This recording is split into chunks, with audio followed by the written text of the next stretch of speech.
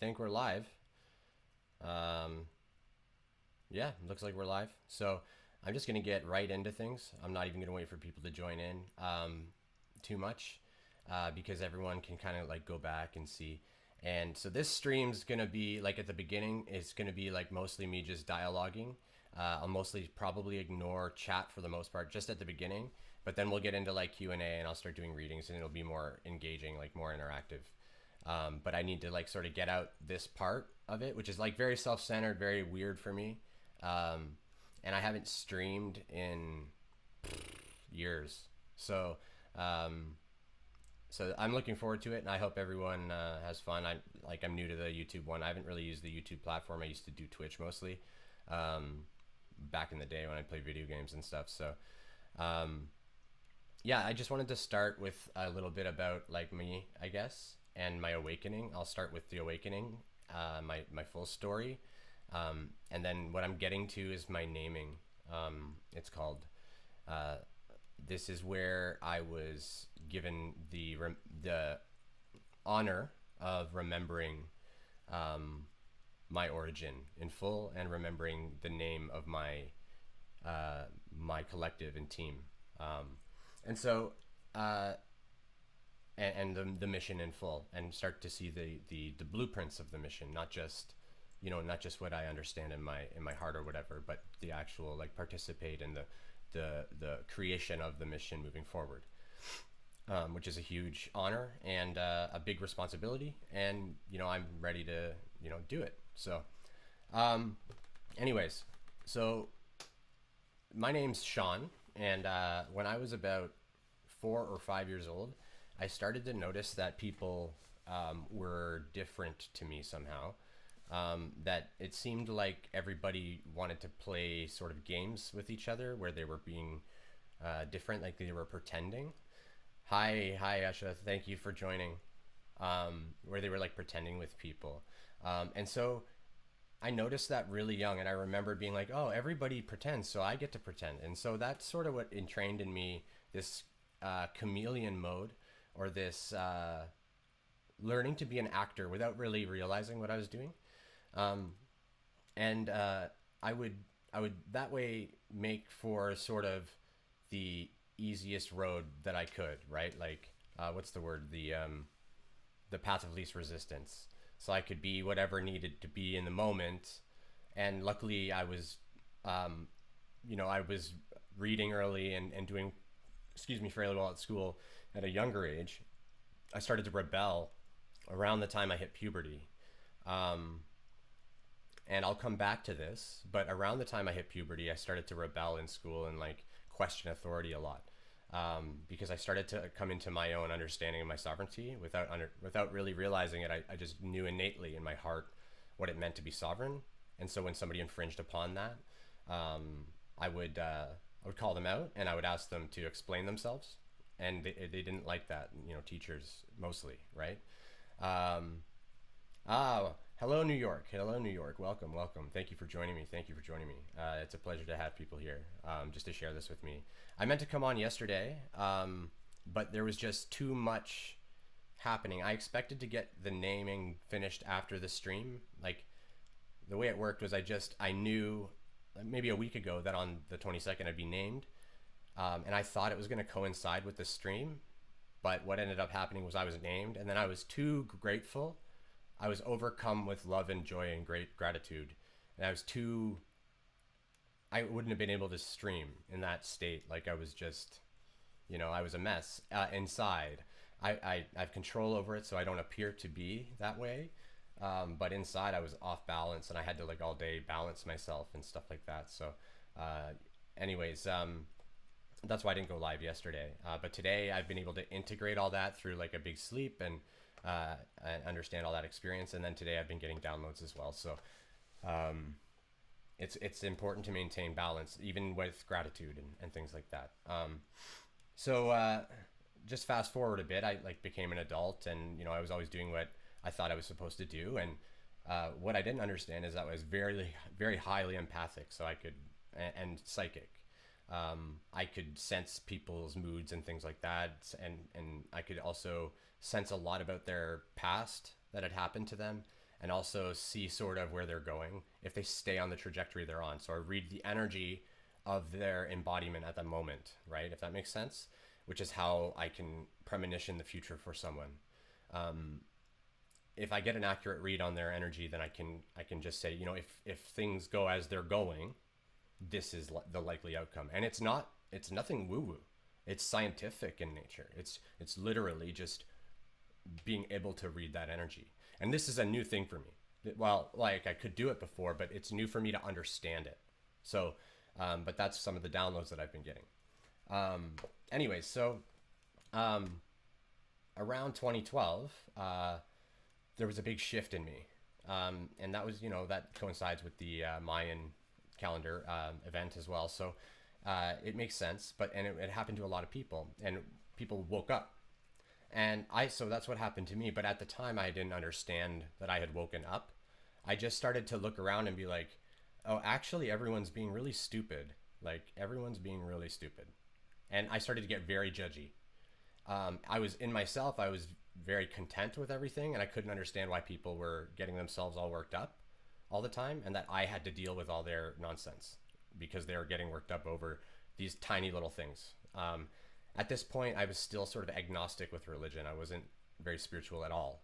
I was meditating, though, which I had learned from a podcast, I think probably Tim Ferriss or something, because I really wanted to be an entrepreneur of some kind, but had no passion in any topic, so never really got the ball rolling. Anyways, and so then, you know, I kept meditating, and I think what that does is that it creates elasticity in the mind, and helps to rebuild neural pathways. And then because you're more in tune with how your emotions work and things like that, you sort of build space for yourself to correct negative thinking and find peace in areas of your life that you previously couldn't, right? And so you start to awaken further. You're on the path up, the spiral. If you look at spiral dynamics, you're on the path up. And at first, you don't even realize you're on any path. You're just kind of trying to make yourself better, because that's what we're driven to do typically.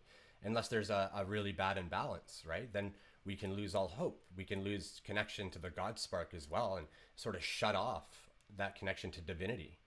And that's where you see people that have that vacancy. They've shut it off, and usually it's due to severe trauma. So we should show those people compassion. But anyways, that's separate. So then we'll just skip forward a bunch. So I got my identity tied up in being like an IT guy, like because I went to school for that, and I was good at it, and all that type of thing. So I started being like, okay, I should do this, and I should do that, and I started to kind of get a lot of reward for that my efforts and work. And I tied my identity up with that. And then the universe said, no, you're losing track, because the plan has been for me to step into this role now. That has been the plan the whole time. And so the universe had to start saying, no, like, you're getting too caught up in this material thing that you're doing. You need to step out of it. And so my motivation sort of started to cease on it. And as my motivation started to cease, it's like the enterprises just sensed I wasn't into it anymore, and they just let me go. And they didn't have reasons that they gave me. So they would just let me go, and then I'd go get another job, and they let me go. And that happened three times in a row. So it caused me to have like a suicidal break, basically. Like, I became suicidal. But once I became suicidal, something in me snapped, because I was begging for God. At that time, I was begging, and I didn't even really believe in God, but I just begged for anything to help save me, right? With all of my soul. Like, I wasn't, I couldn't have been darker. And then what happened was I had a Kundalini Awakening. Now, during the Kundalini Awakening, the soul that was incarnated as Sean decided that was actually the awakening of the gateways. That was all the darkness getting healed and healed and healed, and then him opening up his gateways and connecting to source, going home. And he had a choice there. His choice was to stay and continue his work, or to leave.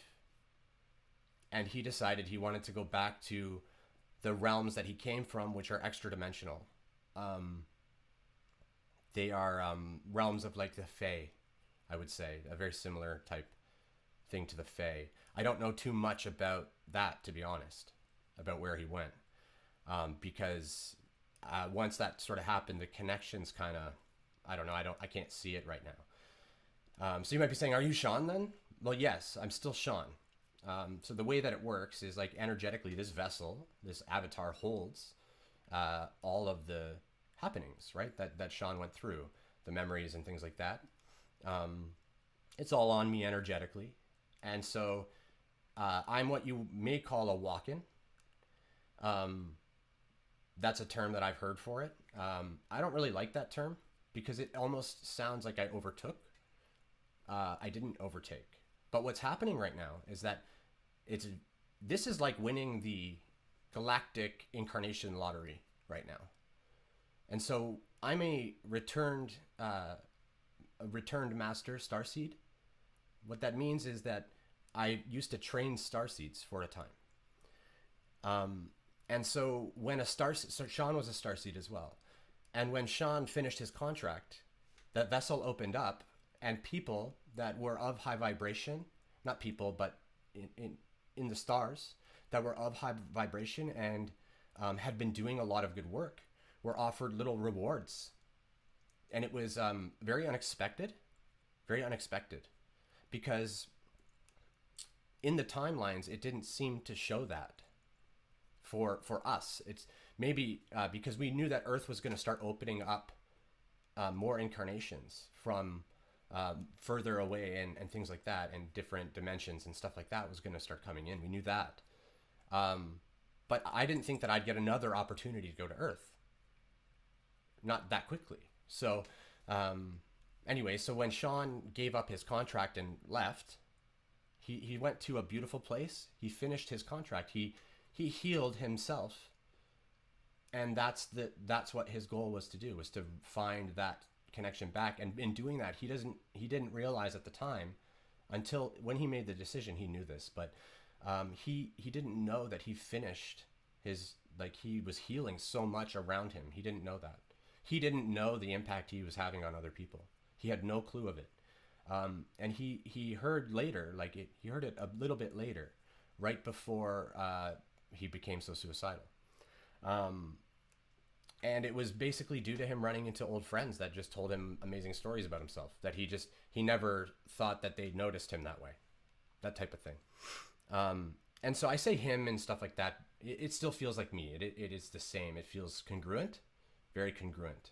And that's one of the great things about this, is because this experience has been very congruent from a soul transfer sort of perspective.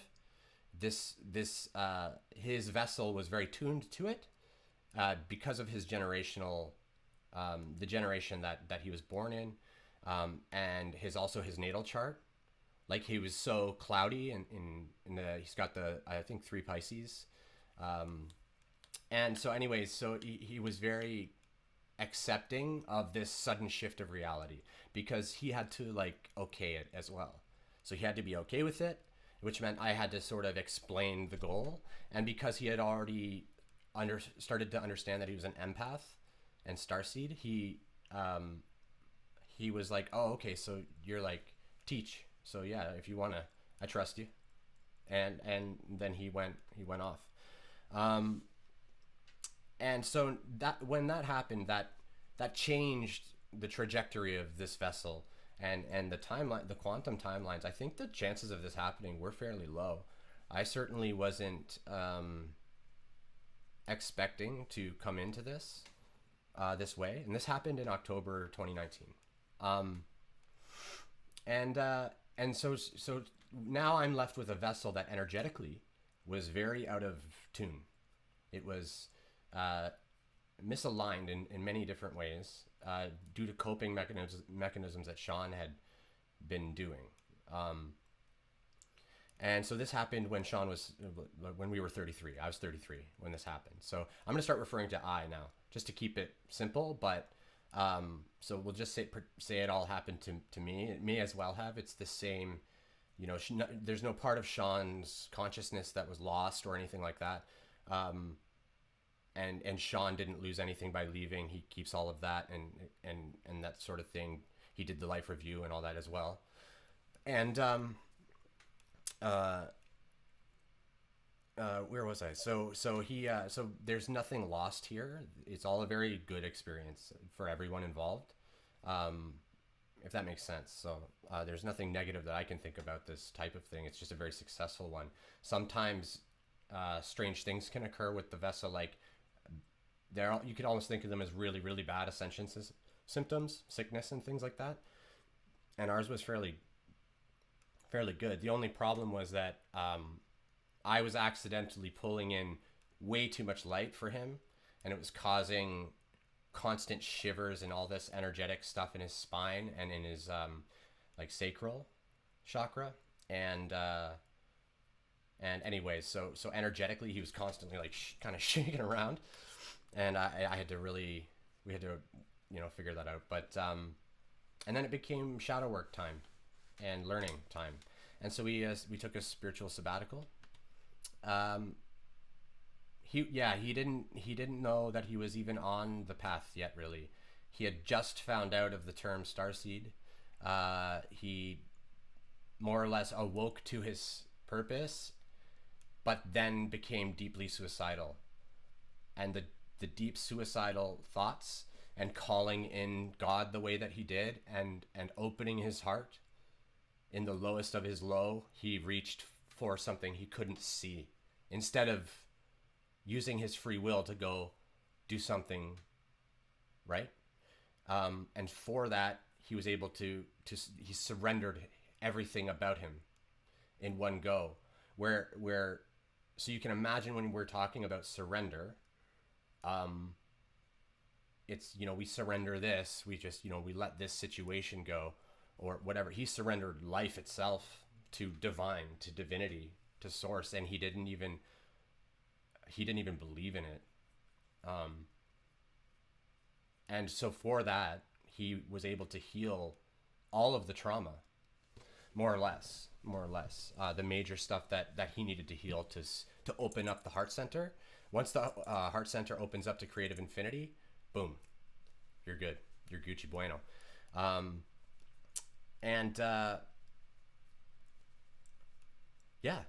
Yeah, absolutely. We all have different gifts, and I like the word gifts, but I also don't like it because it kind of implies like it's special. We are all psychic, and our vessels have different attunements and things, but we can also start to learn how to sort of work one to, they're like muscles, right? So and if we don't have one working, it's usually a blockage of some kind, right? So that we can work through. It's just we think it's blocked, and that's part of the issue, is we manifest a blocked piece because we think it's blocked. It's, why is it so blocked? Well, when we start to think, no, it's opening, I'm opening it step by step, day by day, we start to reinforce that and build that into, you know, awareness. And so that's why now I started to I've been able to crystallize, or begin to crystallize, my third eye.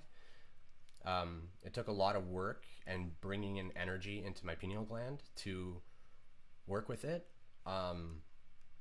And this is what I didn't know this at the time. The reason I was doing this was because I had joined the Druids and started really learning about magic and understanding the energy that I need to work with as a magician to cast spells, more or less, to cast protective spells, to send love out to help heal the earth, to work on consciousness, and assisting healing what I call my grove. And so that's what my goal was. And I was like, you know what? Okay, I'm from the stars. That's great. But I'm committed to earth. And I didn't fully understand my origin. And that's what the naming is when you come into understanding. So I will get there. And I hope this is not too rambly or boring, but you know, you guys are watching, and I appreciate you so much for your time. and I just want to explain kind of where my information's coming from moving forward, and I'll be very clear what entities I'm working with. I work with entities, angelics now, and also extra dimensionals, and dragons as well. Dragons are my big ones, and also the Fae seem to come from perhaps where Sean went. I'm not sure yet. I haven't worked with them too much. They're very bashful, and they come in these beautiful little ways, but they just kind of, they're kind of tricksy, and anyways, they sing little songs and then they disappear. So anyways, and like I say these things, and I did a lot of inner work to understand, am I just losing my mind? Because even though I came from somewhere else, I still had to go through the veil of forgetting as well. So I had to remember, and I haven't had to remember in a long time, if we talk about linear time. So I haven't had to remember and awaken in a while. I've done it a bunch of times, but not in a while. So I did about 10 incarnations, I think, prior to this, that were Arcturian, Andromedan, and Orion. And I worked a lot with Sirius as well. So anyways, I didn't expect to get to come back. So I came back and I had to remember everything and stuff. So that's how I started doing all the druidry. I was really drawn into magic. And that's because we have an ancient tie back to the very old Egyptian magicians, as well as the Egyptian mystery schools. And, you know, Aleister Crowley and things like that, tied back to that. And Merlin. Merlin is one of my spirit guides, or he names himself Merlin. Merlin is more like a collective of wizardry, if that makes sense. But Merlin is one of my guides, yeah.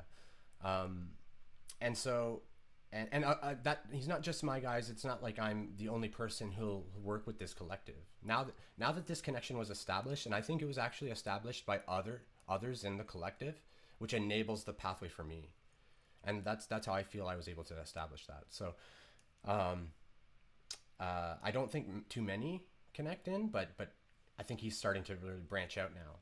I've kind of, you know, asked him to support certain groups, and then they've told me that he's come into them. So that's always amazing to hear. That like, you know, it's validation, right? Like, this is real. You know what I mean? This is reality, that I am creator, right?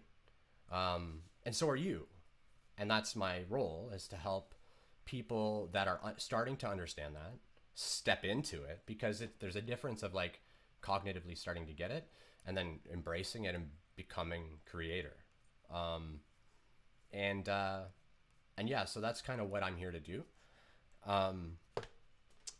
What else did I want to say? So I guess I'll talk about the dragons next, because the dragons are really important. So when Merlin came in, he started really reminding me how much I love dragons, and really just kind of dragons started showing up everywhere for me, and I just really started feeling this spirit of dragons, and I started feeling these white and black dragons that were sort of, they were not friendly with each other, but they were around me. It was representative of, they were taking this form as a purpose. They didn't actually have disharmony amongst themselves, but they were taking this form to me to show me an imbalance in myself, which is the divine feminine and masculine. I had a more femininity, like I was more feminine. I wasn't as assertive as I should be, and I would let people kind of walk all over me sometimes, and I wouldn't say much, and then I would like kind of pretend like I would. But yeah, anyway, so I was kind of lying to myself about it too.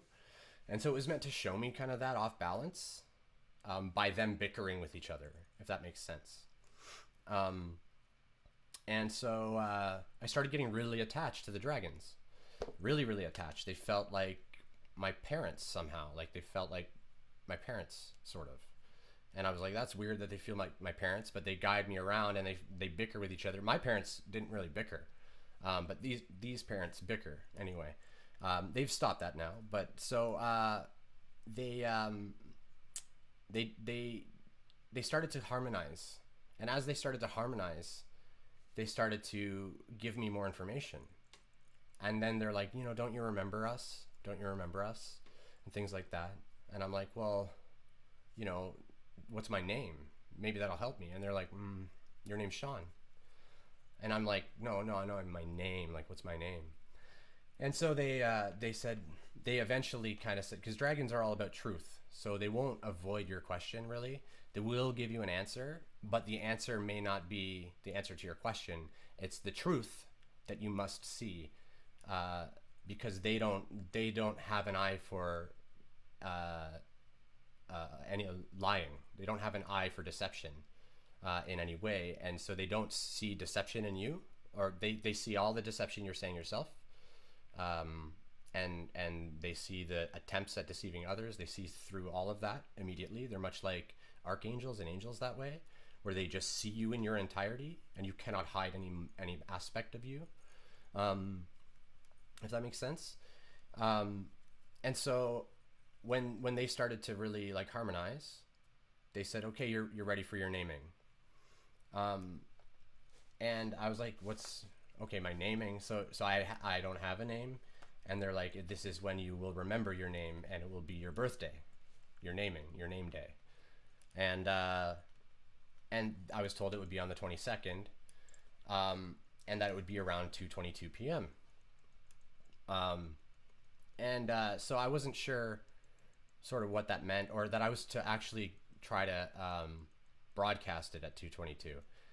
Now, I'm glad that I didn't broadcast it, because I was a mess. So, but on the 22nd, it turned out that some of the different entities that I was working with was my star team. It was my star team that I was working with, and they just hadn't named themselves. And by naming themselves, they named me because we are a collective. And it was just so beautiful to establish that link back to home. So it's a council of 6. It's 2 Sirians, 2 Arcturians, and 2 Pleiadians. 2 Andromedans, sorry. The Pleiadians were thinking about coming, but I really appreciated the time that I spent in Andromeda. I find Andromeda to be, I can't explain it. It's just angelic, very angelic, and so that's I think where I get some of those, that very unconditional love type feeling from, because that's very strong within me. Like, I feel love, and it took me a while to like handle it, because that I was not like that before. Anyways, so the council essentially assists me now by giving me downloads. And once I opened that conduit, I started to be able to distinguish between the entities I'm working with, my guides, and then other people's guides started coming in, and my third eye sort of crystallized and started to pulse like really heavily, like my eyes almost closed and stuff like that when it's really coming in. And so this all happened yesterday, mostly. And so I've been given the name Ka, Son of Dragons. And so, and it's funny because, which it feels like that. And I thought that was strange. And I had never heard Ka. Like, I actually kind of made fun of it with the guide when they were telling me, like, they expected me to just be like, yeah. And I was kind of like, Ka, like, Ka, Ka, like the crow Ka, or is it something else?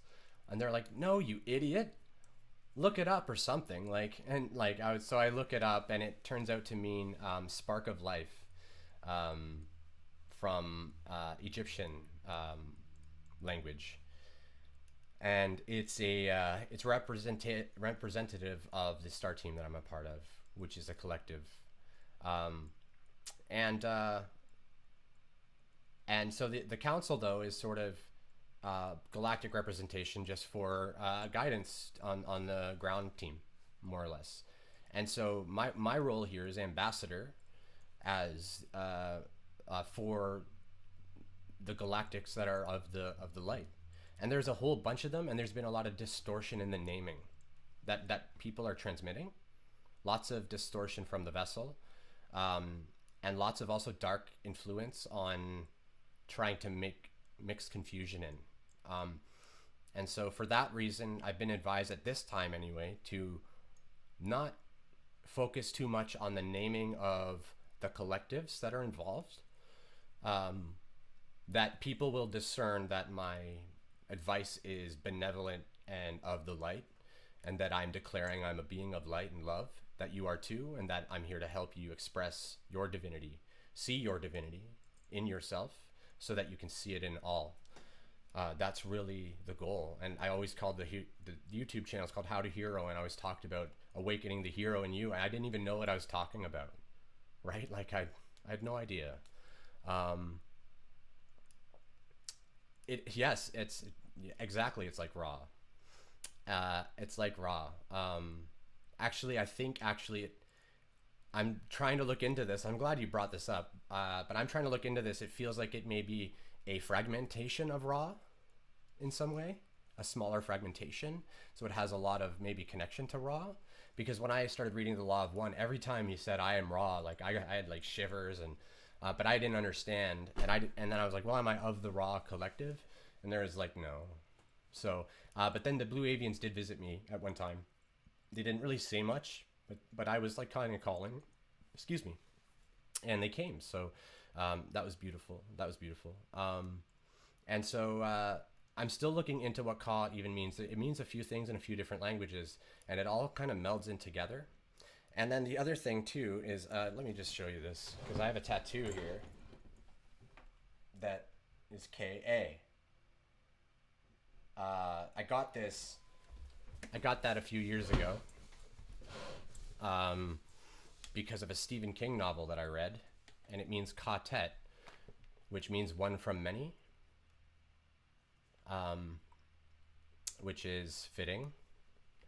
And what it meant to me when I got it was family.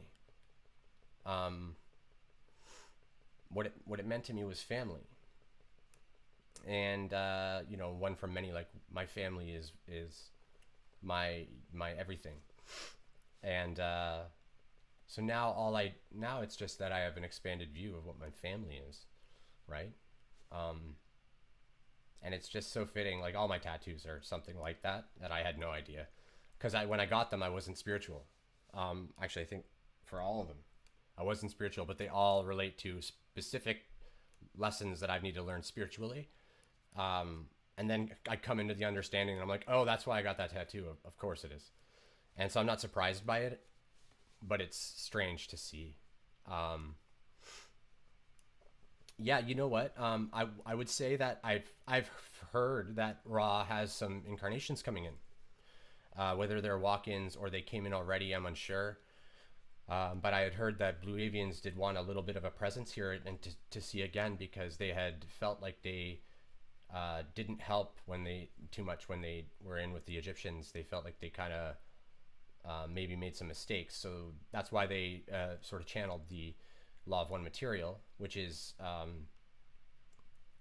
essentially their attempt to kind of right what they had sort of accidentally messed up, or that's how they kind of felt, maybe guilty about it or something. I don't know if guilty is the right word, but they wanted to try and help again, but in a less direct way. And that's why he only answers questions. He doesn't just give. And there are questions that are asked that he just refuses due to the law of confusion. So yeah, and I seem to just get all of it. I seem to get a lot of it really quickly, which sort of implies I'd studied it before maybe, or perhaps a part of my oversoul was involved in its creation. That's kind of, it feels sort of, how sometimes you can read an author and be like, I wrote that. It's got a bit of that to it, but it's very complicated language too.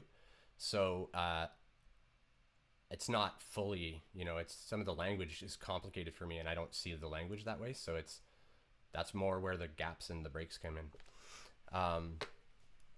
And so now I'm starting to get downloads on how things work, on how to embrace creation, how to step into divinity, and how to align with your guidance.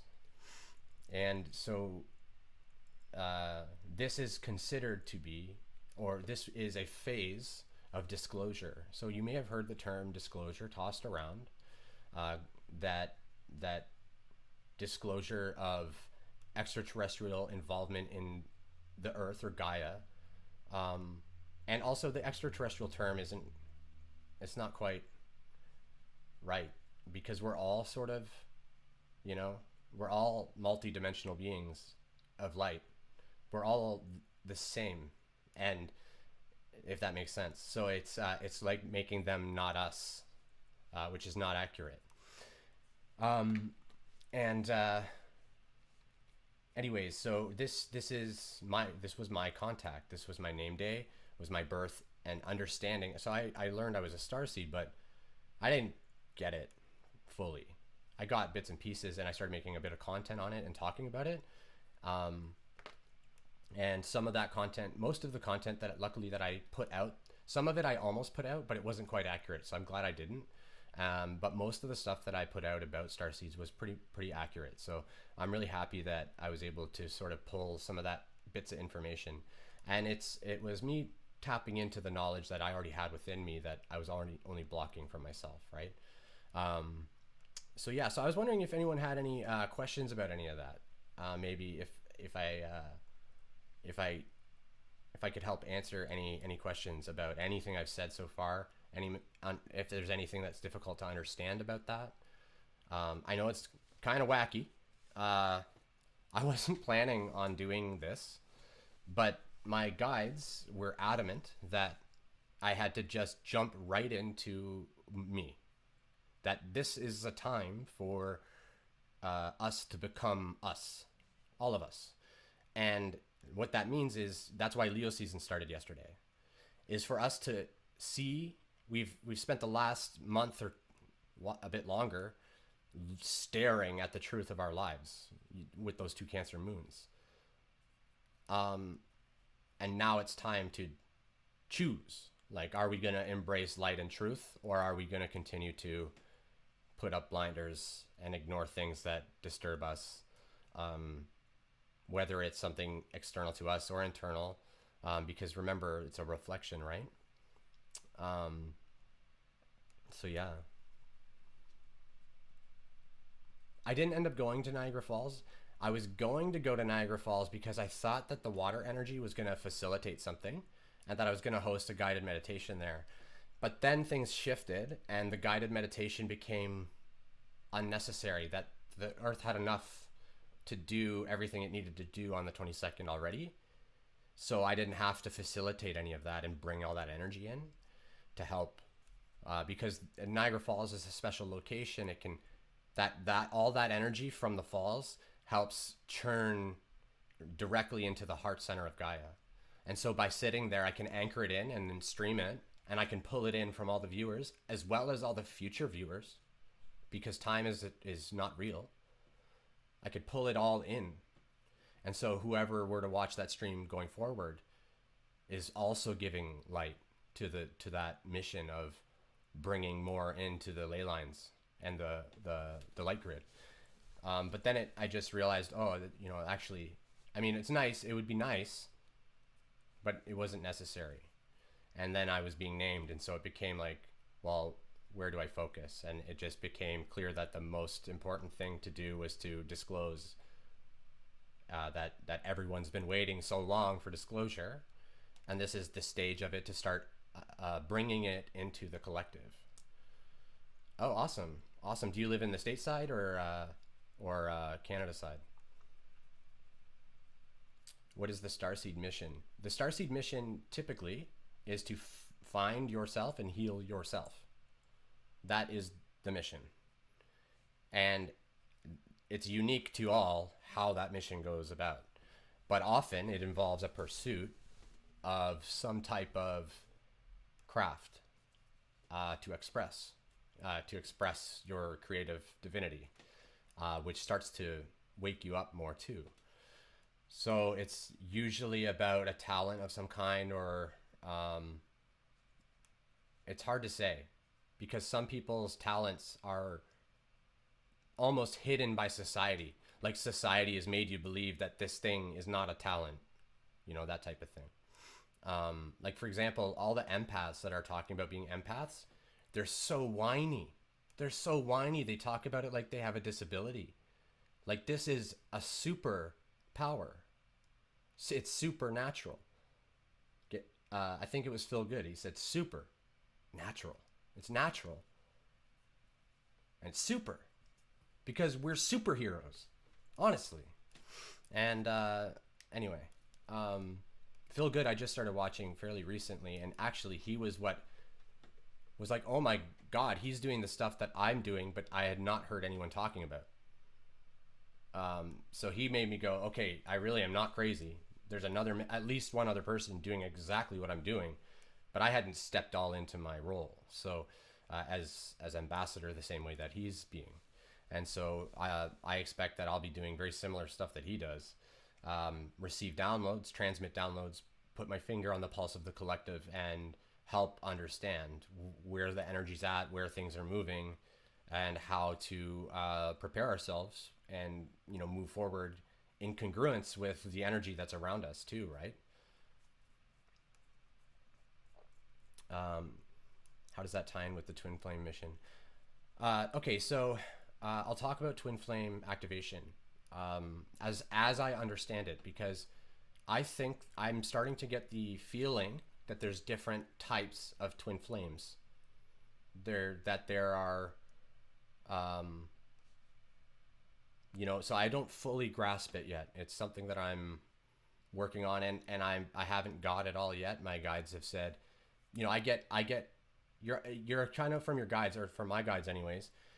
I get what I need to know because I'm you know, and only on a need to know basis. So I don't get the little details that the mind craves, right? I don't get but what about this? And they're like, I told you what it's about. And you're like, fine. My guides have attitudes because I have that like kind of Irish, I don't know, that Irish attitude that I can get. Like it's just being passionate, right? Anyways, yeah, we're all tougher than we think, for sure. And yeah, express to the world. And so for twin flames though, well, I'll speak to what I understand about it. What ends up happening is when you open your heart, it's called a blue flame activation in many circles, and it's an energy that it's just a name for that, but it's an energy that activates in your heart and connects you to your twin. It establishes the cord. And the twin energy is within you, and it starts to magnetize certain experience to you. It starts to magnetize your twin to you, and you'll start to feel them in your awareness. And for me, I started to feel them right away, but I didn't understand what it was. And they started to feel me right away, but they didn't understand what it was. And I won't go into the whole story for me, because it's very private, and you know, it's you know, I just don't want to. I don't see value in going into all the details. But what happens is you start to get activated as a twin flame, and understanding that, oh my God, my partner's somewhere. And it's important to think of it that way, as a partner. It's a partner. It's not necessarily a boyfriend or a girlfriend or a whatever. It's a partner that you've agreed to do this mission together in some way, maybe, or you've agreed to teach each other certain lessons. You know, the paths are pretty unique, and it is your path that you chose with your partner. And so depending on what's going on, you know, it could be about you guys constantly doing this and backing away from each other, right? Like doing this sort of elastic band thing, and then the band snaps, and then, you know, you guys both heal yourselves from that, and that's the lesson. And then who knows what happens from there, but the lesson is to heal yourself, that you don't need the other, because you're in without realizing it, you're in a codependency. You know, like it's hard. It's so hard. It could be anything. It could fly out any other story, and that can even apply like to a friendship. Like the friend can be pulling on you, and you're like, stop, man. Or it could be same sex. It can be, you know, it can be any, you know. So it's very weird. It's very weird and unique to individuals because people feel it differently. Stuff like that. Um, I'll say we were in different countries, and we just developed a friendship. We were in different countries though. That's awesome. Yeah, meditation's awesome. Stuck in the dark night of the soul phase. Yeah, I can give some advice on Dark Night of the Soul. So, Dark Night of the Soul has sort of, I like to think of it as having the four seasons. So it has the spring, the summer, the winter, or the fall and the winter. Um, and so I like to see it as the spring is when the understanding and awareness of what is untrue starts, if that makes sense.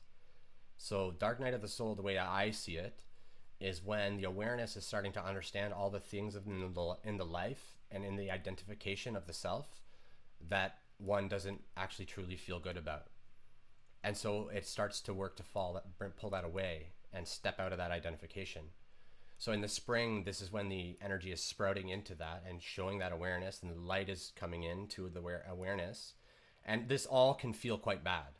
So it sounds like, but it's what I'm trying to explain it as a good thing, because it is.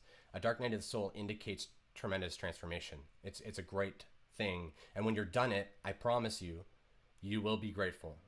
I promise. It won't feel that way now. You're probably going to get triggered by that. But I've been through a few myself, And what I found too is the first one was a bit longer, and then the next one was shorter because I started to understand what it was and be able to deal with it quicker, and that type of thing. So I think a dark night of the soul is just when you've brought in a lot of shadow, a lot of awareness of shadow, and need to work to heal that all kind of at one time, because you've had a major breakthrough, and that breakthrough needs to be integrated. So that's sort of how I see what typically would cause the dark night of the soul. And then it moves into the summer, which is where like the fire starts to burn away. And this is where it can feel kind of the worst, I think, because this is where you're like, you have the energy maybe to do something, but you don't know what to do. You can feel like you don't know what's going on. You don't feel like you have a purpose, but you feel all this kind of anger sometimes, or like this action energy, but no path to go down. And then you can move into the fall energy, which is you start to settle it down, but stuff's dying. Like stuff is dying, and it's perfect, because death is a transformation. It's just part of the cycle into rebirth, and it rebirths you. And then so you start to die, you start to, and things start to settle down. You still don't feel the direction. You still don't feel like you know what to do, but you're also sort of settling into just going, well, I wasn't what I was. That's all I know. So whatever. You start to surrender a bit. And then the winter comes, things get quiet. You may feel a lot of withdrawn, really withdrawn spiritually maybe. And this is often like, it could be referred to as the hermit phase in some cases, where you're just in solitude and quiet and stillness in yourself. You may not feel good yet, but you withdraw from people and you just don't really care about stuff. It's a very weird time. And all these stages kind of last as long as they have to last for that individual. Like there's not like a cookie cutter I could give you. I've heard about really long ones and short ones, and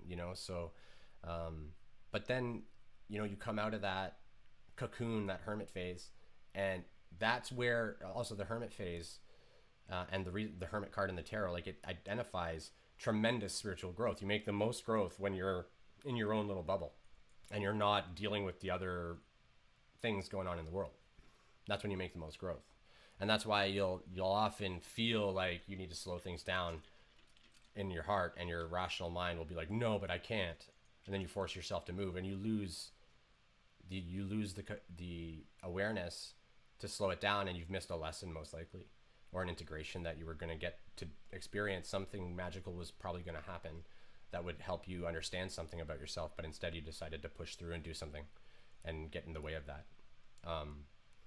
And it's all about free will. There's nothing wrong with either choice. That's the other thing. We live in a universe of choice and free will, and that's what it all is. That's what it's all about. That's why we came here, is to experience choice, experience itself, consciousness. That's why we came.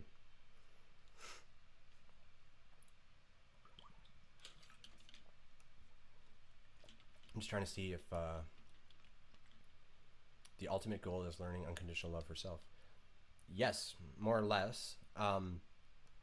Because the self, there's three ways to look at, there's three perspectives to look at the universe.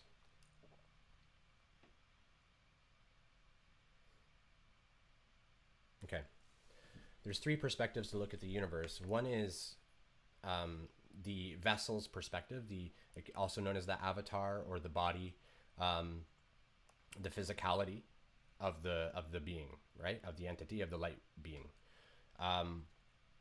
This vessel is one perspective. When we're doing things in the physical world and we're grounded, right? Like, we're usually kind of operating from that perspective when we're getting like tasks done in the world and stuff like that. And that's one perspective, to see your consciousness and express yourself. And the second is the eternal mind. This is your higher self. This is the infinite higher self that's managing multiple avatars at one time, because time is an illusion and it's operating from a space of no time. And this is how you have access to your parallel incarnations and past life regressions through quantum hypnosis and other just internal methods as well. And then there's the understanding that I am, and I am prime creator, and all are me. I am creator of creators. I am all. That's the other perspective. And you can imagine, if you sit in that perspective for a little too long, right? The world could get a little topsy-turvy. So you have to be able to shift between these in order to maintain a balanced approach, because we came here to do things, to experience things, to give our experience back to source as a that's the only thing we can even give to source, is our love and experience and truth. And that's all source wants, is for us to express that however it needs to be expressed, in as much totality as possible, without darkness blocking it, which is why we have fragmentation of ourself to draw us in, and then our higher self draws us into lessons. So yeah, I hope that makes sense. Yeah. Dark night of the soul is often comes along with, I've heard both, but I've heard more that you have this nagging feeling to do, but no idea what to do. I've heard that the most, but sometimes you can feel like, just, I'm not going to bother to do anything. And then other people will be like, I'm going to just bury my face in spiritual information until I figure this out. And that's sort of what I did, which is great for me. It was very stressful for me, because I made it stressful on myself, but it was necessary because I was stepping into this role, which I knew when I woke up that I was going to somehow teach about this stuff, or not teach, but share knowledge with the collective. So I had to just dive into things so that I could do that. And for the longest time, I thought that I was supposed to help people around me, like in my immediacy, be like, hey, look what I learned. And that wasn't my path. So what I'll say is, I think that generally speaking, those are the people that you don't want to do that for, that you want to just hold space for them to have their emotion. Have their emotion, hold space for them, allow them to express and hold it, and with non-judgment, send them love. Because you understand that you entered into this contract with them to experience this, and take the lesson, thank them for the lesson, be grateful for the experience. It's a bit of a shift, Books I recommend for newly awakened. Yeah, there's a lot. Um, Newly awakened. I would say I really like Michael Singer's Untethered Soul. It talks about how the heart retains the trauma, the emotional trauma that you've experienced. It talks about energetically how that works. And he's very accurate in what he says. I don't know where he got that information from, probably his higher self. He was probably channeling that without, I don't know if he knew that, but um, it's very accurate as to how trauma comes in and then gets stuck in our heart or somewhere else in our body, but often with our emotional trauma, it's often in our heart, and causes us to continuously re-experience this emotion because we every time we experience it, we go, "Oh, that feels bad. Go away, go away, go away," and we ignore it, right? And we push it away, and it builds strength in that way. It builds power over us, and is one of the places that we need to shine our light on. And he talks about sort of strategies to do that. And because healing yourself is the number one thing,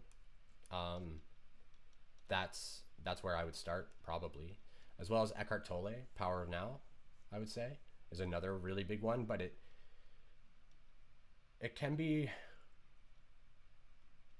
there's different ways of explaining this same concept. I think Phil Good called it be a dot. I like to call it tabula rasa, which is blank slate. Each moment, and I think Phil may have said this as well, each moment is a new moment and you're a blank slate. So you take the moment and it doesn't stick on you.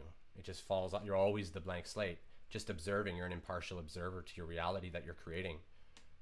Other than your impartialness, you're just grateful, if that makes sense. Because you just see all the beauty, even in the insanity. You see the beauty in the insanity. It's because you learn to observe the devil with angel eyes, is what I like to say to people, if that makes sense. And the devil looks back at you and you see the eyes of the angel in the devil. And you can see that the devil is one with you. And it is a reflection of what's within you. And you can send the devil love. And then suddenly the devil's not the devil anymore. Suddenly things shift. That's awesome. I'm so glad, Lynette. Thank you. I thought this was going to go really well, and I'm glad people came, and I hope people are finding the information interesting. Actually, I'm feeling drawn to do a quick starseed reading. I think somebody may have just popped in that needs a reading, and I think one of you is going through something a little rougher than normal.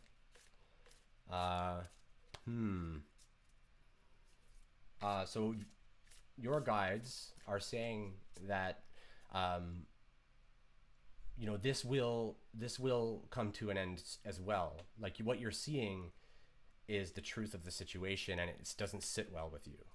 That's the discomfort you're having, is that you're looking at the truth of the situation and it's causing you to try to rationalize it, which is a lie, because you're blaming yourself, it sounds like, and it's not your fault. So I hope that resonates with one of you. At least one of you is that was for sure. I have trouble identifying the spirit guides. They have unique energetic signatures for their sort of name, I guess, but so I can kind of tell it's a different one, but I can't tell why. It may even be that you're not on the stream, but I feel the eyes on me. So it could just be that they're watching a video of mine or something too, though. I'm very new to that stuff. That stuff's very new to me. That's only been going on maybe like a couple of days. So I just want to tap into the collective of the starseeds, which is over 50% of the population on the Earth is a starseed at this time, of some kind. I lump in extra dimensionals and different things like that in there that came sort of from different realms, not necessarily star systems. So I throw them in there as well, because they're here. Their mission isn't so much to restore light. Their mission's more like party. Let's party. That's their mission. And it's a beautiful mission. It's a very beautiful mission. And those are, you'll know people like that are just like, let's party. Let's just party. and they're just always partying. Like, not necessarily drugs or anything. They cannot be phased. They don't know anything about anything going on. Like, they're not in touch with the reality necessarily yet, the reality of their creator status, but they're just yes people, right? Those are some of the extra dimensionals, because they're just like, oh my God, I get to go to Earth. Yes. And they're not necessarily there to do anything, but they're very in touch with their divinity. So they're beautiful, beautiful souls. All right, so we're going to touch on the Starseed Collective. I'll draw 3 cards. I don't have the other camera set up, which I am, I am ashamed. No, I'm not, but I knew that it was more important to do the stream with 1 camera. Next time I plan to have 2 cameras, so like I'll switch the settings and make it so that like you can see the cards as I draw them and see me a little bit too, or something like that. So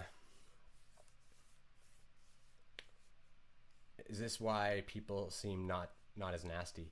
Yes. Yeah. So as you heal within, right? So it's law of attraction. It's very it's what the universe runs on. Like attracts like. So as you heal yourself, you open yourself to love and to good experience, because you deserve it, because you are divine and you are an angel on earth, made in the image of God and here to create your reality. That's just the fact. And you start to understand that. And as that builds up strength and momentum, you then begin to just see that reflected to you. So you start to have people come into your life that are of the same understanding that you're of. And the people that are outside of that understanding, they fall away, or the opportunity for them to fall away presents. And then you, with your free will, choose. Like, are you going to continue to dedicate yourself to a relationship that doesn't show any signs of being good for anybody? That happens, right? And we have to make a decision. And we can decide to, I'm going to struggle through this. I'm going to struggle through this because I want to. And that's the decision. But we can also decide, I'm done with it. As of 2012, the karmic wheel sort of ended. The constant recurrence of karma. And so we were able to, we perpetuated our own karmic entanglements, but now we can end them at any time once we understand how to do that. Which I'm going to probably do a video on or something, because there's like a ritual that I like to do that will help do that. And I've heard good, I've sent it to a couple people now just as a test. And they've seemed to like it. So, all right, so let's check these cards. The first is, it's an Andromedan card. I hope you can see that. I can't see the thing. It says Andromedan energy, adventure, say yes to change. So the people that are here and the people that this is intended for is for people that are beginning to understand where they're from and just beginning to like kind of grasp it. And it's saying, jump into this, right? Like this is who you are. And this is the calling, right? It's the calling to light, to the light work that you've wanted to, that's what you came here for. And so it's angelic energy. It's love. It's just like, this is what awaits you, is just love. So dive in. And it doesn't mean that the process is going to be amazing. Like it is amazing. And I am super grateful to have been going through this ascension up this spiral that never ends, by the way. It just gets more and more amazing and crazy. And then it gets more amazing and crazy. And then it just gets more. And it doesn't, like, I think I'm at a part now, which I didn't expect to be here in this life even necessarily, but I'm at a point now where, I can't understand how it would ever get worse for me. Like I don't know. Anyways, so I'll draw the next card. This is a beautiful card. So I'm sorry. I'm sorry. I'm sorry. Please forgive me. Thank you. I love you. I'm sorry. Please forgive me. Thank you. I love you. It's Ho'oponopono. It's, you right your past wrongs by forgiving yourself of the wrongs, the trespasses against you. Christ said, forgive them, Father, for they know not what they do. They don't know what they're doing to you, and you don't know what you're doing to them. And that's the nature of the conflict. And once you forgive yourself, you start to allow space for them to be forgiven.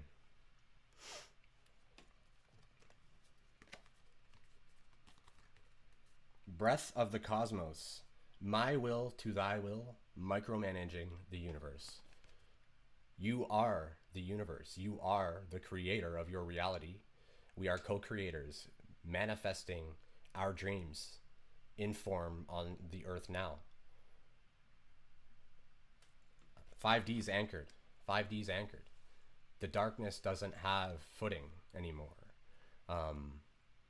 There's still 3D people around that are feeding them. But it's, day by day, the light's just anchoring more and more, more and more and more and more. So be grateful for where you're at. Yeah, 100%. You always have to try and be grateful. It's difficult. But when you start to develop a practice of maintaining gratitude, so like one of the things I do is I walk around talking to myself about how things are my favorite. Like I see a bird, and I'm like, that's my favorite bird. And it's just constantly putting out this energy of gratitude, which brings more stuff to be grateful for to you. Where your awareness flows, you put energy, which is love. And so the universe wants to show you love. The universe is like, hey, I want to give you love. If you look at something that's bad for you with all of your awareness and give it all of your attention is love. So the universe goes, that's their truth. That's their love. Well, here's more of that, I guess. If you want, I love you, bye. Let me know if you want to change that order, because it seems like, but we love all the experience you're having. We love you. We love what you're doing. You keep up the good work. And then they move, right? Like that's how sort of the energetic order goes into the universe. Like, hey, give me this. It's, it's where your attention is. I worry about the dark and trying to grow or sneak in when you're not paying attention. Yeah, that can't happen actually. Not the way I think that you're thinking. So we're sovereign beings. Consciously or subconsciously, we have to allow that entity to latch in, and we have to allow that entity in to our auric field, whether it's like a parasitical type entity with minimal intelligence but a draw on us, or if it's a more sophisticated threat to our energy, or if it's an attack from another person, psychic attack. This is negativity. That's when they're thinking about you negatively, they're sending little bolts of psychic energy at you. And depending on, how your system's set up and what you do to balance and protect yourself, that may come in and affect you.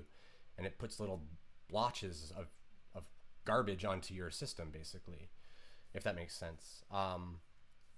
But you have to believe that these things are allowed in for them to come in. It's almost like the idea of vampires. I was talking with a friend the other day. And you have to invite them in somehow. So either the subconscious, which is aware of like the superconscious and the higher self is aware of the need for this darkness for catalyst, right? So you can think of that way, as that it's a catalyst for change. And if it comes into your system, you've allowed it in because that is part of your divine plan to experience that darkness. You drew that to you in some fashion. So you are responsible for it. And once we start to understand that we're responsible for every single thing that happens to us and around us, we start to take responsibility. And once we start to take responsibility, that's when we truly get rewarded. Because we've surrendered our own our own a bit, like we've surrendered our own sort of capacity to deny our involvement in things and to restore separatist illusion. It doesn't mean you perceive through duality all the time. You can only kind of perceive through that when you shift perspectives to that all mind, that prime creator mind. But you can see past duality for a time, but then you come back to the physical and you see the duality again. You see the polarity, if that makes sense.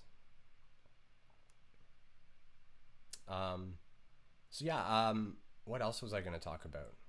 I can't think now.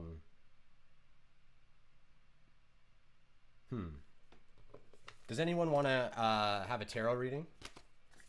I'm going to start asking for donations for these, but in this one, I'll just do them for free, I think. Does anyone want to do a tarot reading? Well, it'll be Thoth Tarot Deck, and I'm new to reading it, but I will use it as a practice session to see how well my intuition comes in and how well my guides come in if somebody wants to volunteer. Lynette? Yeah? Okay, so let's do your question. What's your question? So as the querent, what do you have to ask? And then I'll phrase it in a way that is conducive to the type of advice that I'm likely to get for you. And let me just get the deck here.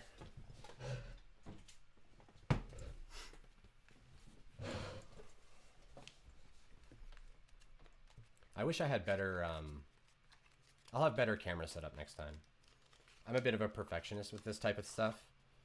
And I don't like how it looks. And I don't like that I can't show you the deck and put it down like in a second camera setup. I have another camera too. Things have been so chaotic with me energetically that I've been like in the clouds. Whoops. Wow. Okay. So 3 cards just flew out. Okay.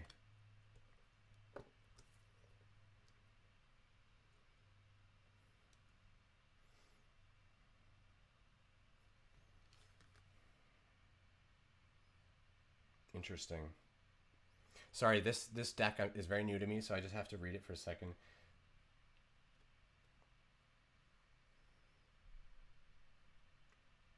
So what I'm getting from this card here is that your cups weren't, you weren't feeling like full. But good news,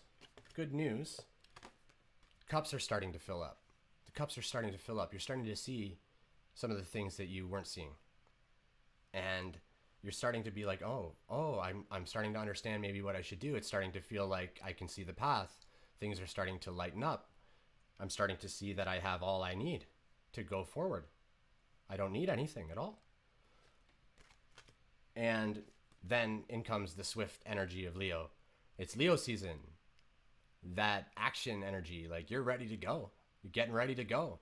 And if you don't feel ready to go right now, like if you don't feel like you're totally gung-ho yet, like it feels like it's coming to you.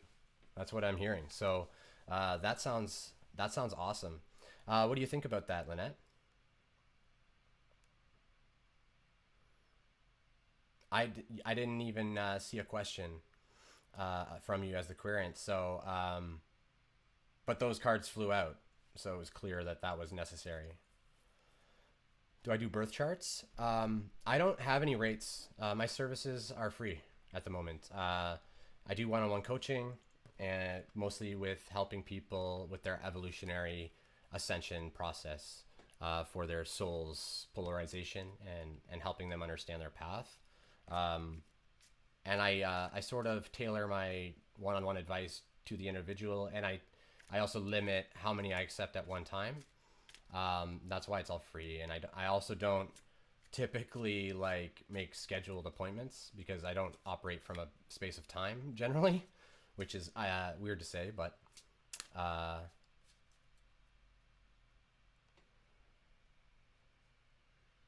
it's dollars. Oh, you need dollars? Ah, is that what you're saying?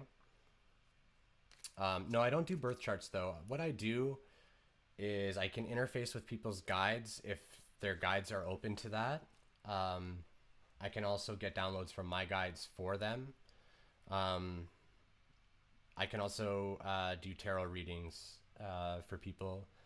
I can also touch into, it depends. It sort of depends right now for me, because what I'm finding happens is when I work with somebody, sometimes it's very psychic work. Other times it's more like, for me, it's more intellectual. Like I'm more trying to understand them a bit, like rationally. Uh, and then some I get pulled right into this world of psychic awareness about what's happening with them and how to try and help them. And usually it's a sometimes we can ignore our guides, and our guides want us to have such a specific message and we're ignoring them. So if they see someone else like myself that energetically you've been calling to you in a way, and they wait for an opportunity, and then the guide will say, hey, do you want to get in on this, because we need you for just a minute. And that's kind of how it feels to me. But it's happening a lot.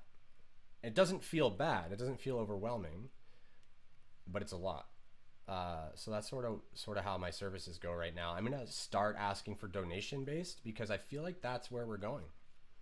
I feel like that's where things are going. So on YouTube, people could do super chats, or on, I'll have a Facebook, or I might do Patreon or something. I also got approved for the memberships in YouTube, so I might do tiers of memberships and do special things for members or something. But I don't like the seclusion of that. I don't like that it separates. So, that's why I kind of think donation based is probably the best way to go.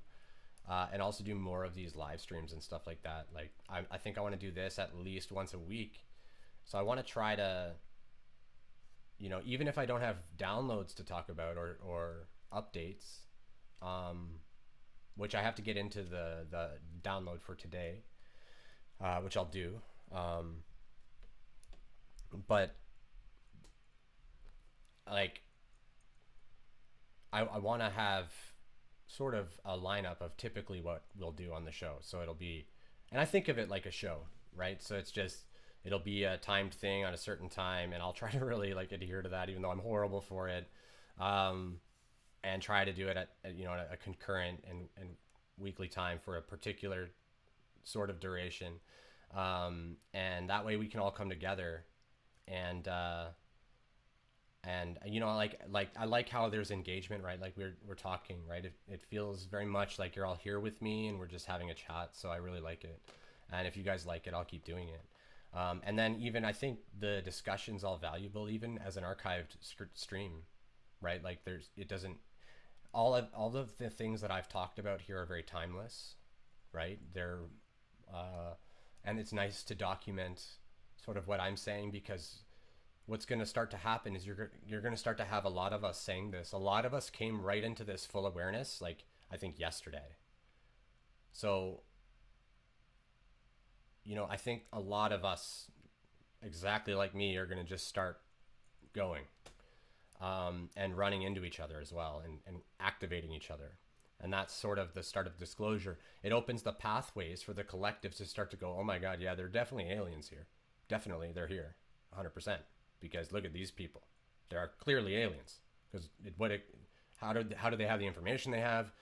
How do they predict things the way they do? How do they understand the deep mechanisms that science hasn't explained yet, but make perfect sense?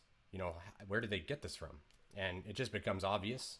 And also, it's like, people like myself that are, I was an IT professional for many years, and I've always been an upstanding member of society. There's not a lot, like, I don't think anyone could throw dirt at me really too much. Like, obviously I've made mistakes, but and so it's, and also the media is not focusing on anything like this. So you're not having, and there's no agenda to like silence it really. So it's all just very positive wording as well. And whether you're religious, like even a lot of religious people have accepted sort of what I'm saying, because they can see that it doesn't really infringe on anything that they believe. As it doesn't change anything that they believe. It just, my beliefs are a little different, but they can see the benevolence, at least the light in it, right? So yeah. Do you see a shift in the future for our financial problems, financial systems? Yeah. Yeah, so I was given some information about that I'll talk about, I guess, briefly. This is just where I see things going. I'm not sure timeline on this. I think probably, you know, this is more of a guess than anything, but 2025 to 2030, we'll have the finance system stop in the way that it's done now, and we'll move to a more cryptocurrency style thing where transactions are globally accessible. In that way, like everything is on the up and up. It's all public record on transactions, all transactions, because they're as long as they have the information for that wallet, right? And there's a general ledger and stuff like that, because a finance system should be secure. It should be secure, and there should be a ledger. It's just a fact. And transactions need to be known about to avoid fraudulent transactions. Easy. And if you want to participate in that system, then you understand that that's just a part of using that system. There'll be other people that sort of just trade services and they get by doing that. That type of thing. Or they do donation-based things.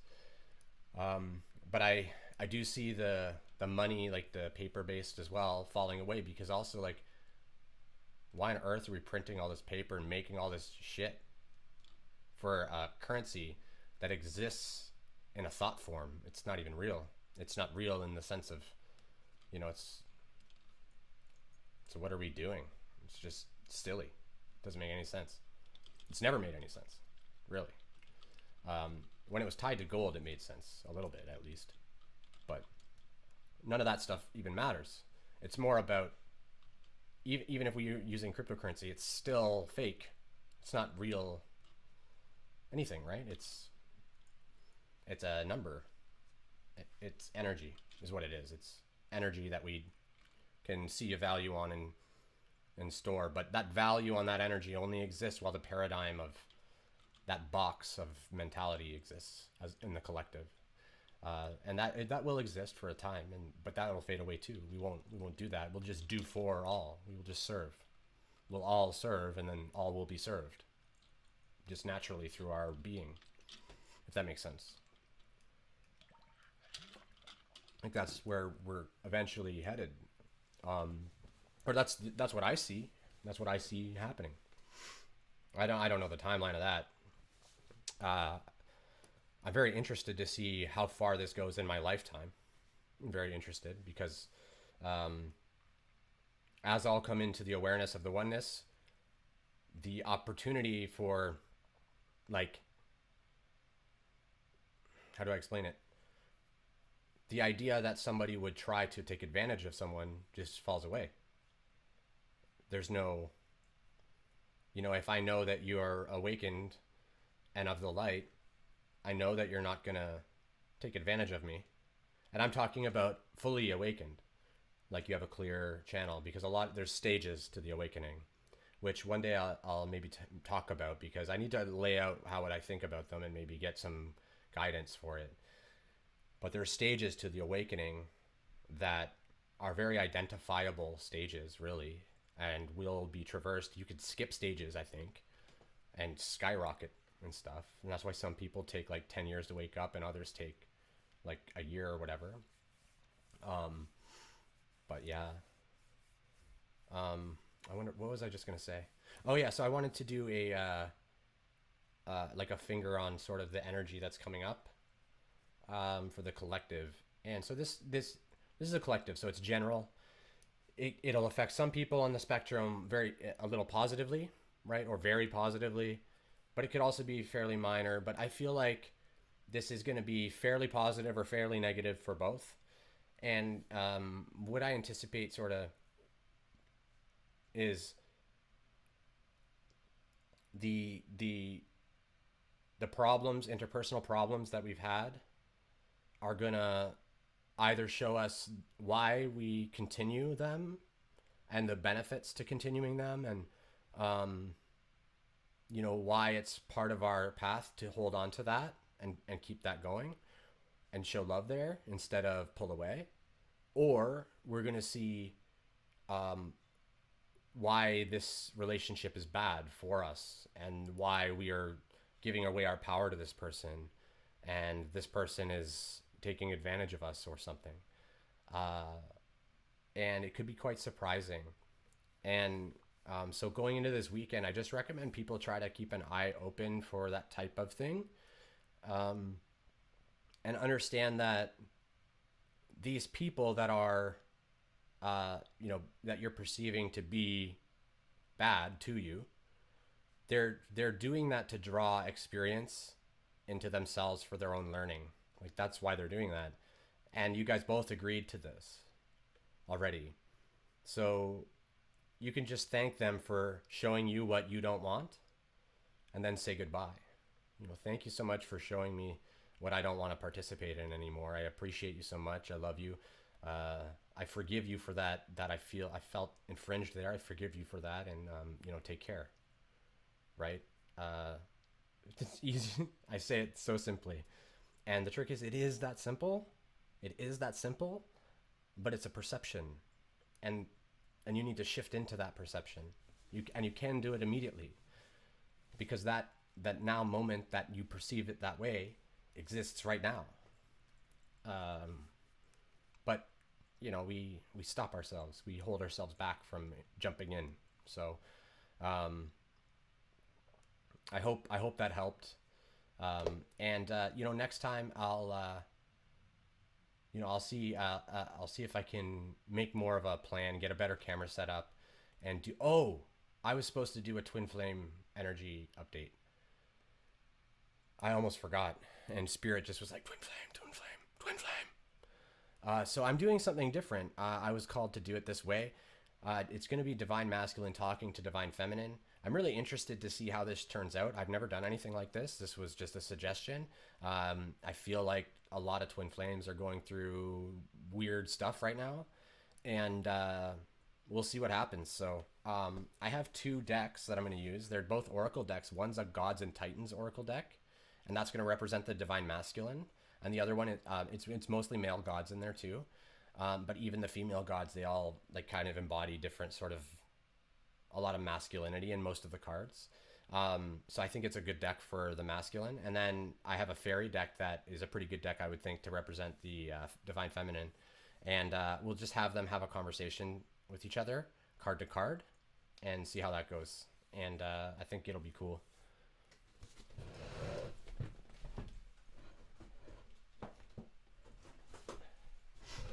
All right. So this is the first deck here. Gods and Titans, and this deck is a lot of fun. It helped me to learn a lot about the mythos of all the gods, and it's amazing to me how many of the gods all have different names, and they kind of embody the same energies and things like that. So it's very interesting that way. So just put those there.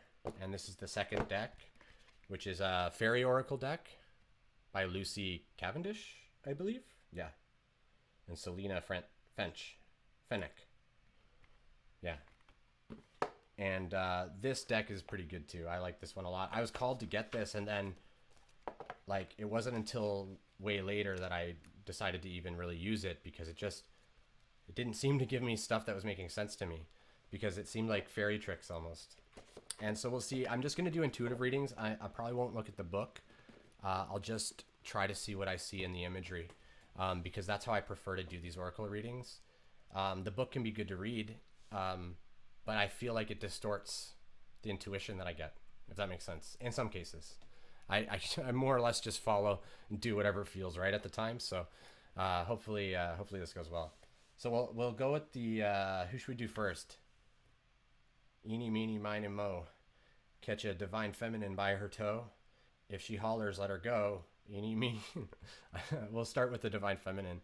We'll let the ladies first.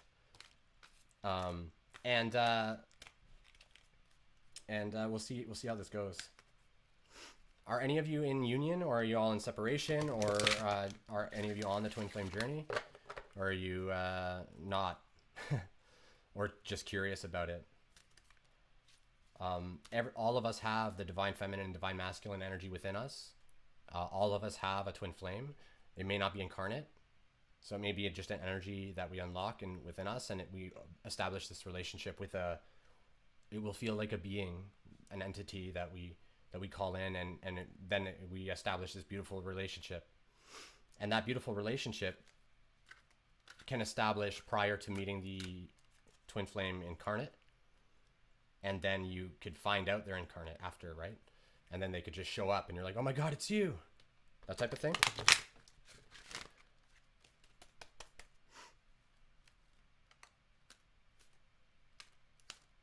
Yeah, but you're starting to kind of feel like they're around, right?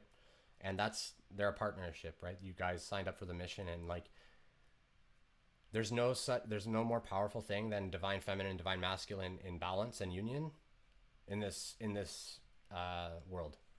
There's not. The two together can literally just form the reality to their will so easily. So that's why there's so many, so many are incarnate right now too, because they anchor so much light together that it's just absurd. All right, one more shuffle. Yeah, it is true that you may not meet on the world. As far as I know, it's hard to say. It also depends very much on what feels right in your heart and what you believe. So, okay, so divine feminine. This is what she says. Green man's bride, sacred union, commitment ceremony, maturing into deep relationship. So I get the feeling that this is about themselves. It's not about maturing into a deep relationship with another necessarily. It's about maturing into a relationship with the self and their self-love and the abundance of that love. They're almost saying, I wish I was ready for you, but I'm just not ready for you. I still have work to do. And it's hard, especially and it's important to know too that the energies can be in balance different ways between you two. So you'll have to kind of decipher who this is for, if it's for your side or their side. That's how I'm feeling it. And so let's see the masculine's response to that.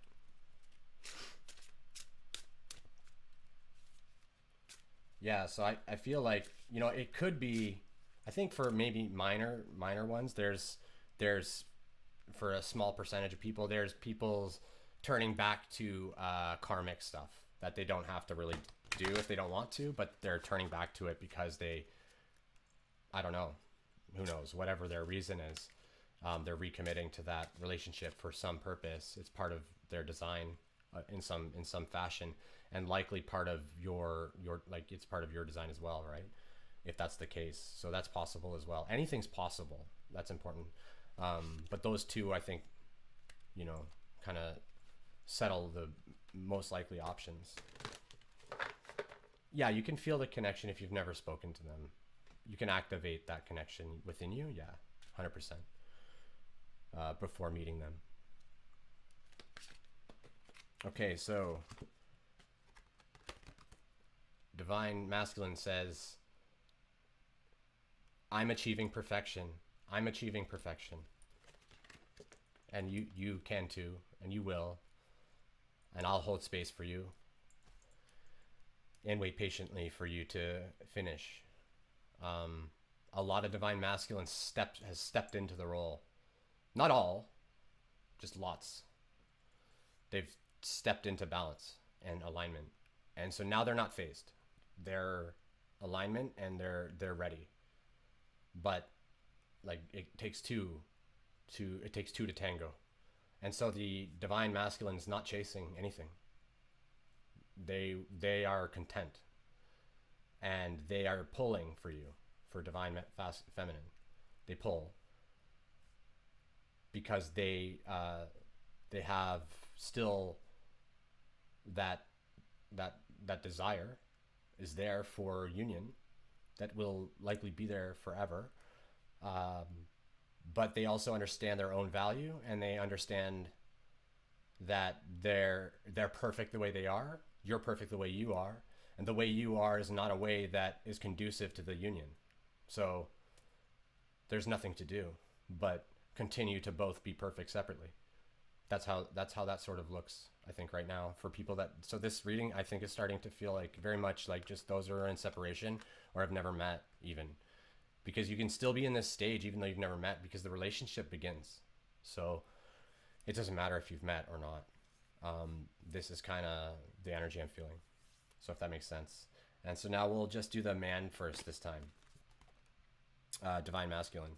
Divine masculine's focus. He's not going to worry so much about the twin union. He's going to focus on his pursuit, his mission, because he's ready now. And he's done this alone before. And you've done this alone. Divine feminine's done this alone before without the assistance. We in this incarnation, I believe most of the plan is to unite.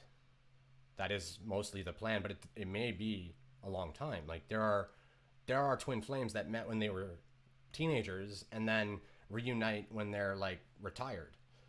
That happens, right? So the divine masculine is just recognizing, I'm just going to focus on what makes my heart feel good, and because that's all they can do. That's all they can do. I don't know who that is, but that's awesome. Fertility. So the divine feminine says fertility, the return of life, health, life cycles. So there, I feel like there's a health thing with the divine feminine. Like perhaps they feel unhealthy about something they're doing, some activity that they're doing is unhealthy, and there's karmic cycles that they want to see you through. They're not sure necessarily why, but they just feel drawn to close out certain karmic cycles, and that's normal. If the karmic cycles aren't closed out, that's awesome. Love. I hope you marry the person that you want to marry. I wish you all the best. That's awesome. So so I think she's working on health returning life to herself. And it's really interesting, actually, that my naming was Ka, son of dragons, which is Ka means the life spark of life. And the divine feminine is saying she's looking for the return of life, which is weird. It's very synchronistic for me to see. And I don't know what that means exactly. It's almost like as if she's wondering, what's, where are you even at? Because I think maybe they've cut the tether. Maybe they can't feel you, divine masculine. Maybe feminine can't feel you right now. And so they don't really know where you're at. Maybe they even gave up on you. It's possible. If they gave up on you and they can't feel you, they may look to see.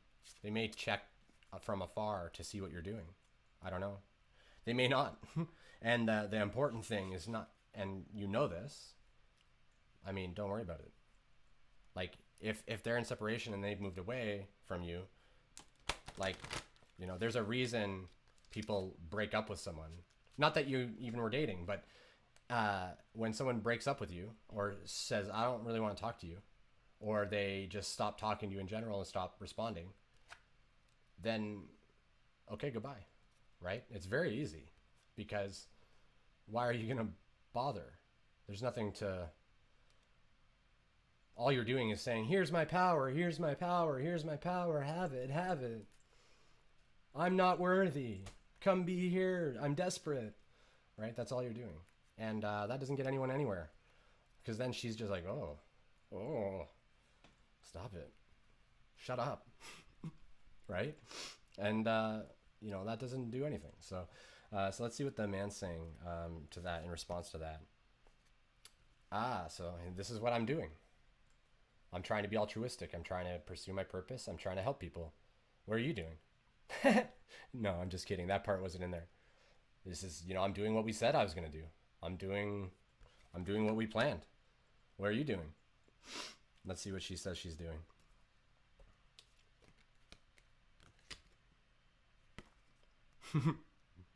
Forgiveness, transcending the ego. She's working on herself still. She's already told us that, right? She's still working on herself. She's transcending her ego. And that doesn't mean that the divine masculine is all done his work. He's not. The work never ceases. It continuously goes. But essentially, she's working, and it seems almost like she's working on forgiving divine masculine. So I think divine masculine's made some mistakes. I think, I feel like maybe they don't even see them. They probably don't even see them. They're like, no, I treated you so well. I did everything for you, and then you did this. Blah, blah, blah. Right? That's how I feel like the divine masculine almost sees it. But then there's the evolved divine masculine that goes, yeah, I made mistakes. Yeah, because you saw mistakes in me, and I was being desperate, and I was being whatever. Typically, like with mistakes like this, they come from fear and shame, right? They come from the ego and the identification with different negative ideas about yourself and abandonment or resentment issues, things like that, right? And so we generate all this, all this negativity, and then we dump it on them. And they do it to us too. Like it goes back and forth, and that's how the dynamic works. But I think in this case, it seems like they're needing to get over themselves to forgive you because you messed up. Even if you don't know what you did to mess up, you messed up in their eyes, and how they perceive it is correct. Like if they see you as messed up, most likely you missed something they were trying to share with you and messed up.